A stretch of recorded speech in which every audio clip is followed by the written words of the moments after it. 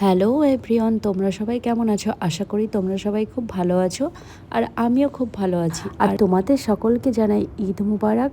তো আমার এই ভিডিওটা হচ্ছে কালকের, মানে ঈদের দিনের। তো আমার ভিডিওটা কালকে এডিটিং করা হয়েছিল না, কারণ বুঝতেই পারছো ঈদের দিন কতটা মানুষ ব্যস্ত থাকে। আর ঈদের দিন তো বুঝতেই পারছো সবাই সবারের বাড়িতে ঘুরতে আসে, বাড়িতে অনেক লোকজন আসে, তাদেরকে আপ্যায়ন করতে হয়। তো যার জন্য ঈদের দিন আমি খুবই ব্যস্ত থাকি। আর তারপর আমি রেডি হয়ে চলে গেছিলাম একটু বাড়ির বাইরে ঘুরতে। আর দেখো আমাদের এলাইগঞ্জ এত সুন্দর সাজিয়েছে, কিছু বলার নেই, কারণ এখানে খুব ভালোভাবে ঈদ সেলিব্রেট করা হয়। আর হ্যাঁ, তোমাদেরকে আরেকটা কথা জানিয়ে দিই, কারণ তোমরা আমাকে অনেকেই জিজ্ঞাসা করো যে দিদি তোমার বাড়ি কোথায়। তো আমার বাড়ি হচ্ছে আমার বাবার বাড়ি হচ্ছে লালবাগে, আর আমার শ্বশুর বাড়ি হচ্ছে এলাইগঞ্জে, মানে ঘাটের এই পারে। তো আমাদের এই গ্রামে মানে এলাইগঞ্জে খুব ভালোভাবে ঈদের সেলিব্রেশন করা হয়। এখানে সাজানো হয় খুব সুন্দর, মানে গোটা পাড়াটা খুব সুন্দরভাবে সাজানো হয়।